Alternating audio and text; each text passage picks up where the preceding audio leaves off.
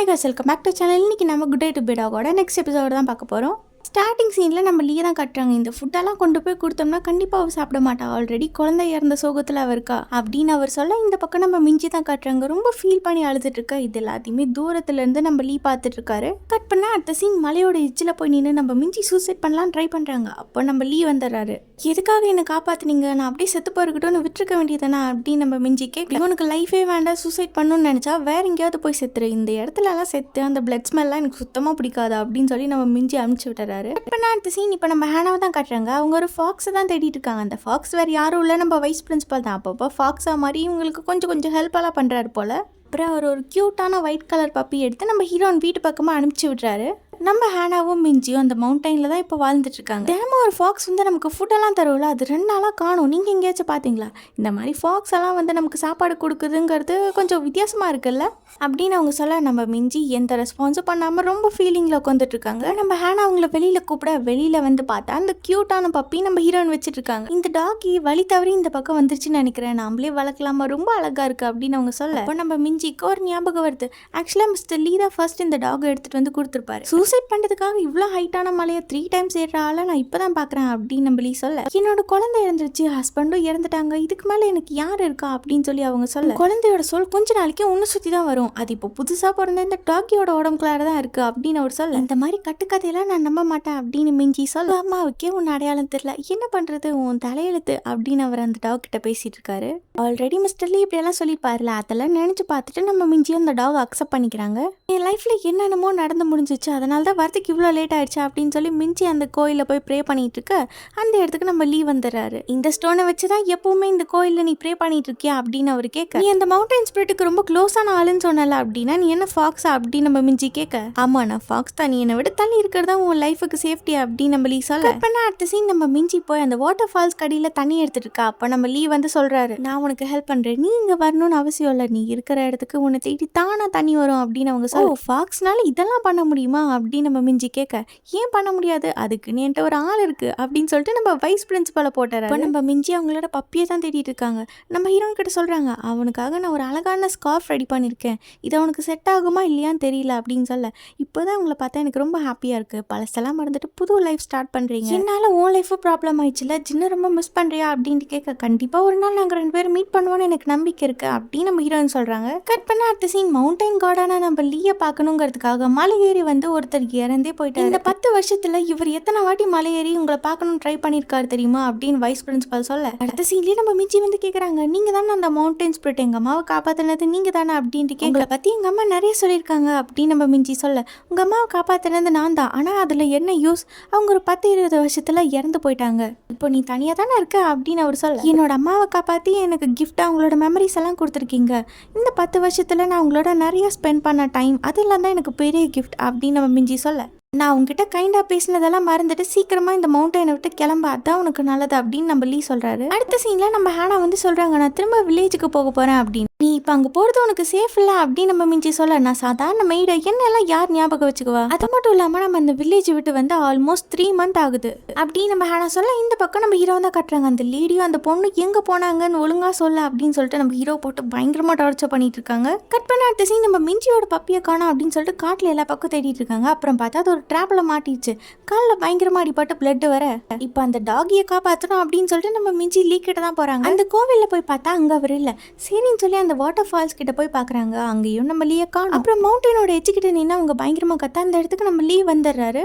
அப்புறம் அவர் அந்த டாகியை பார்த்து அது சரி பண்ணி விட, அப்புறம் நம்ம மிஞ்சி அவங்க அம்மா கூட எவ்வளோ ஜாலியாக டைம் ஸ்பெண்ட் பண்ணாங்க, என்ன நல்லா பண்ணாங்கன்னு சொல்லி அதை பற்றியெல்லாம் நம்ம லீ கிட்ட சொல்லிட்டு இருக்காங்க. நமக்கு பிடிச்சவங்க நம்ம கூட இல்லைனாலும் அவங்களோட மெமரிஸ் மட்டும் இருந்தால் போதும், அதான் இந்த உலகத்துலேயே ரொம்ப பெரிய கிஃப்ட் அப்படின்னு அவங்க சொல்ல, மெமரிஸை வச்சு என்ன பண்ண முடியும் அப்படின்னு நம்ம லீ கேட்க, உங்கள் லைஃப்பில் என்னை மறக்கவே முடியாதபடி அழகான மெமரிஸ் உங்களுக்காக நான் விட்டுட்டு போவேன் அப்படின்னு நம்ம மிஞ்சி சொல்ல, எனக்கு அதெல்லாம் ஒன்றும் தேவையில்ல, எனக்கு உங்க கூட இப்படியெல்லாம் விளையாடுறதுக்கு டைம் இல்லை அப்படின்னு நம்ம லீ சொல்ல, அப்புறம் ஏன் நான் கூப்பிட்றப்பெல்லாம் நான் சூசைட் பண்ணுறப்பெல்லாம் கரெக்டாக வந்து என்னை காப்பாற்றுறீங்க அப்படின்னு கேட்குறாங்க. நான் தான் ஆல்ரெடி சொன்னேன்ல, என் மவுண்டனில் இந்த மாதிரி டெட் பாடிஸ் இருக்கிறது, பிளட் ஸ்மெல்லாம் எனக்கு சுத்தமாக பிடிக்காது, அதனால தான் அப்படின்னு நம்ம லீ சொல்கிறாரு. இப்படி நம்ம மிஞ்சி வந்து மவுண்டன் ஸ்பிரிட்டே கலாய்ச்சி 2 பேருக்கும் நடுவில் ஒரு நல்ல பாண்டிங் உருவாகுது. 2 பேரும் அதுக்கப்புறம் ஜாலியாக டைம் ஸ்பெண்ட் பண்ணி விளையாண்டுட்டு இருக்காங்க, பட்டம்லாம் விட்டு விளையாட. அப்புறம் நம்ம மிஞ்சி அதை விட்டுருவாங்களோ அப்படின்னு சொல்லிட்டு நம்ம லீ வந்து பிடிக்க, அதுக்கப்புறம் நம்ம மிஞ்சி குறை வெக்கமாக போயிடுது. என்ன சன்செட் ஆகுறப்போ உன் ஃபேஸ் இவ்வளோ ரெட்டாக இருக்குது அப்படின்னு சொல்லிட்டு நம்ம லீ கேட்க, என்ன பேசுறனே தெரியாம நம்ம மிஞ்சி அப்படியே முழிச்சிட்டு இருக்க கட் பண்ண அடுத்த சீன் மிஸ்டர் லீக்கு சடையெல்லாம் போட்டு விட்டு பொம்மை மாதிரி நம்ம மிஞ்சி விளாண்டுட்டு இருக்காங்க.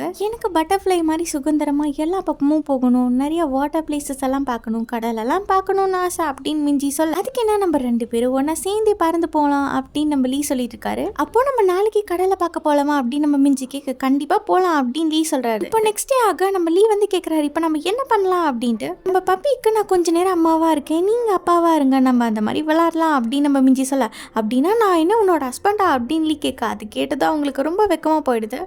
என்னாச்சு உன் ஃபேஸ் ஏன் இப்படி ரெட்டாக மாறிடுச்சு அப்படின்ட்டு அவங்க கேட்க அப்படியெல்லாம் எதுவும் இல்லையா அப்படின்னு சொல்லிட்டு நம்ம மிஞ்சி பார்த்துட்டு இருக்காங்க. உங்களால தான் என் ஃபேஸ் இப்படி ரெட்டாக மாறி இருக்கு அப்படின்னு நம்ம மிஞ்சி சொல்ல இது கேட்டு லீ வந்து பயங்கரமாக ஷாக் ஆகுறாங்க. அப்புறம் நம்ம மிஞ்சி லீயை கிஸ் பண்ண அவர் அப்படியே ஃப்ரீஸ் ஆயிடுறாரு. இப்போ உங்க ஃபேஸ் தான் சன் செட் ஆன மாதிரி பயங்கர ரெட்டா இருக்கா அப்படின்னு சொல்லி நம்ம மிஞ்சி சொல்ல கட் பண்ண அடுத்த சீன் நம்ம மிஞ்சி வந்து அந்த டாகியை தேடிட்டு இருக்காங்க. அது இங்கே தான் அனில் கூட விளாண்டுட்டு இருக்கு அப்படின்னு நம்ம லீ சொல்ல ஆசைப்பட்ட மாதிரி இன்னைக்கு நம்ம கடலை பார்க்க போலாமா அப்படின்னு சொல்லி நம்ம லீ கேட்க கண்டிப்பா போலாம், ஆனா வில்லேஜ் போயிருக்காள், அவ திரும்ப வந்ததும் பப்பி அவகிட்ட கொடுத்துட்டு நம்ம கிளம்பலாம் அப்படின்னு சொல்லி எதுக்காக வில்லேஜ் போனா அப்படின்னு நம்ம லீ கேட்க அவளோட லவர் பார்க்காம அவ சரியா சாப்பிட்றது இல்ல தூங்குறது இல்ல அதனாலதான் போயிருக்கா அப்படின்னு சொல்றாங்க. அப்புறம் நம்ம லீ வந்து ஹீரோனை பார்த்து ஏதோ சொல்ல வராங்க, அதுக்கப்புறம் பாதியிலே ஸ்டாப் பண்ணிடுறாங்க. ஆல்ரெடி வைஸ் பிரின்சிபால் கிட்ட நம்ம ஹேனாவை பத்தி லீ வந்து பேசி இருந்திருப்பாரு. நிஜமாலுமே அந்த சர்வன்ட் பொண்ணு வந்து நம்பிக்கையான ஆளா அப்படின்னு வைஸ் பிரின்சிபால் கேட்க அவ மிஞ்சி கூட சின்ன வயசுல இருந்து ஒன்னா வளர்ந்தவ, அவ வெறும் சர்வன்ட் மட்டும் கிடையாது அவளோட பெஸ்ட் ஃப்ரெண்டு கூட அப்படின்னு சொல்றாரு. என்னதான் இருந்தாலும் அவ்வளவு சாதாரண மனுஷி தானே, ஒருவேளை ஏதாவது ஒரு பாயிண்ட்ல உண்மையை சொல்லிட்டானா என்ன பண்றது அப்படின்னு வைஸ் பிரின்சிபால் கேட்க அவளோட லவ்வரை பார்க்க தான் அவ போயிருக்கா அப்படின்னு சொல்லி நம்ம லீ சொல்றாரு. ஒருவேளை அந்த பொண்ணு பையனும் சேர்ந்து நம்மள ஏமாத்த ட்ரை பண்ணா நம்ம என்ன பண்றது அப்படிங்கிற மாதிரி அவர் கேட்க அந்த கொஸ்டினுக்கு நம்ம லீ கிட்ட ஒரு ஆன்சருமே இல்லை. இப்போ அவர் அதை பத்தி தான் திங்க் பண்ணிட்டு இருக்காரு. அப்புறம் நம்ம மிஞ்சிக்காக லீ வந்து ஒரு அழகான ஸ்கார்ஃப் எல்லாம் போட்டு விடுறாங்க. அப்போன்னு பார்த்தா அந்த மவுண்டனுக்கு சோல்ஜர்ஸ் எல்லாம் வந்துட்டு இருக்காங்க. நம்ம ஹீரோன்னு ஏதாச்சும் சொன்னாங்களா என்னங்கிறது இப்போ நம்ம கிட்ட எதுவும் சொல்லல. இந்த பக்கம் இவங்கெல்லாம் நம்ம மிஞ்சியை தேடிட்டு பயங்கர ஃபோர்ஸா வந்துட்டு இருக்க இது நம்ம லீக்கு வந்து ஃபீல் ஆயிடுது. யாரோ நம்ம மவுண்டனுக்கு புதுசா வந்திருக்காங்க அப்படின்னு சொல்லிட்டு நம்ம லீக்கு தெரிய இப்போ சோல்ஜர்ஸ் எல்லாம் உன்னை தேடி வந்துட்டு இருக்காங்க அப்படின்னு நம்ம லீ சொல்ல இதை கேட்டு நம்ம மிஞ்சி பயங்கரமா பயப்படுறாங்க. நம்ம ஒரு கேம் விளையாடலாமா, நம்ம கடலுக்கு போறதுக்கு முன்னாடி இதான் நம்ம விளையாடுற லாஸ்ட் கேமா இருக்கும், இதுக்கப்புறம் எல்லாம் சரியாயிரும் அப்படின்னு நம்ம லீ சொல்ல கட் பண்ண அடுத்த சீன் நம்ம மிஞ்சி காட்டுக்கு நடுவில் பயங்கர ஃபாஸ்ட்டாக ஓடிட்டு இருக்கா. இந்த பக்கம் நம்ம லீ தான் காட்டுறாரு.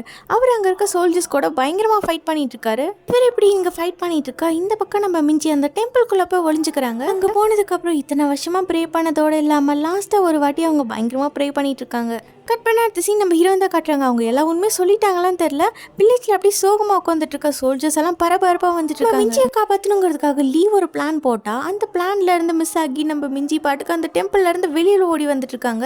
இவங்கள பார்த்தது சோல்ஜர்ஸ் அப்படியே பின்னாடியே துரத்த ஒரு ஸ்டேஜ்ல அவங்கள குத்த போக அந்த ஸ்கார்ஃப் மாட்டிக்கும். அதை விட்டுட்டு அவங்க பாட்டுக்கு அப்படியே ஓடிட்டு இருக்க நம்மளே அந்த சோல்ஜர்ஸ் எல்லாம் அடிச்சு போட்டுட்டு வந்து பாக்குறாங்க. அங்க நம்ம மிஞ்சியோட ஸ்கார்ஃப் மட்டும் கீழே கிடக்கு, அதை அவர் எடுத்து வச்சுக்க இப்போ அங்க வந்த சோல்ஜர்ஸ் எல்லாருமே நம்ம லீயை ரவுண்ட் அப் பண்ணி அவங்களை அட்டாக் பண்ண ட்ரை பண்ண நம்ம லீயோட பவர் யூஸ் பண்ணி அவங்க எல்லாத்தையும் பயங்கரமா அடிச்சு போட்டுறாரு. அப்புறம் நம்ம லீ எதையோ ஒன்று பார்த்துட்டு பயங்கரமா ஷாக் ஆகுறாரு. என்னன்னு பார்த்தா நம்ம ஜின்னு அவர் மலையோட எஜ்ஜில் நின்று நம்ம மிஞ்சியை கொலை பண்றதுக்கு ரெடியா அப்படியே நிக்க அந்த இடத்துல தான் நம்ம ஹீரோனும் நிக்கிறாங்க. மிஞ்சி அப்படியே பயங்கரமா பயந்துட்டு இருக்கா. இதை பார்த்ததும் நம்ம லீ பயங்கரமா ஷாக் ஆகுறாரு.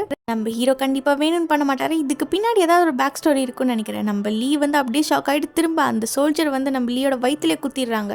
அப்படியே அவர் திரும்பி மிஞ்சியை பார்க்க மிஞ்சியோட வயிற்றுல யாரோ குத்திருக்காங்க. அது கண்டிப்பா நம்ம ஹீரோவா இருக்காது, ஏன்னா அந்த சீனை தான் அவங்க காட்டலையே. அப்படியே நம்ம மிஞ்சி ஆளுக, இந்த பக்கம் லீ ஆளுக அவர் அப்படியே ஷாக்கா பார்த்துட்டு இருக்க.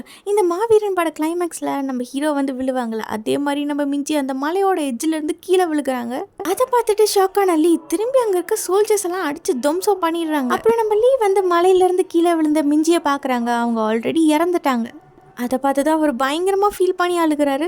கடைசி வரைக்கும் நம்மளால் எதுவுமே பண்ண முடியலையே அப்படின்ட்டு நம்ம மிஞ்சியோட வாய்ஸ் ஓவரில் தான் சொல்கிறாங்க.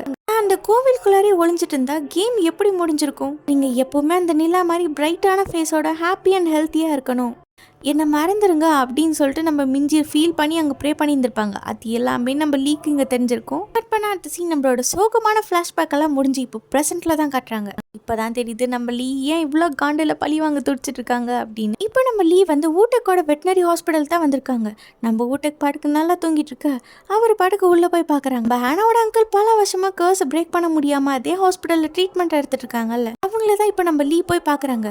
அவங்க கிட்ட ஏதோ மந்திரம் எல்லாம் சொல்லி மேஜிக்கெல்லாம் பண்ணுறாங்க. பண்றாரு. ஃபர்ஸ்ட் அங்கிளோட கதையை முடிச்சுட்டு அதுக்கப்புறம் நம்ம ஹானா ஜின்னோட கதையை முடிச்சிடலாம் அப்படின்னு அவர் பிளான் போடுவார் போல. என்ன ஆக போகுதுன்னு அடுத்த எபிசோட்ல தான் தெரியும். இதோட இந்த எபிசோட் முடியுது. நெக்ஸ்ட் எபிசோட் நம்ம நாளைக்கு பார்க்கலாம். அண்ட் வீடியோஸ்ல பயங்கர சவுண்டா பாட்டெல்லாம் ஓடிட்டு இருக்கும். அதுக்காக ரொம்ப சாரி. முடிய வரைக்கும் இப்படிதான் சர்ச்சில் பாட்டு ஓடிட்டே இருக்கு. கன்ஃபார்மா என்னால் முடிஞ்ச வரைக்கும் ஆடியோ கிளியரா ரெக்கார்ட் பண்ண ட்ரை பண்றேன்.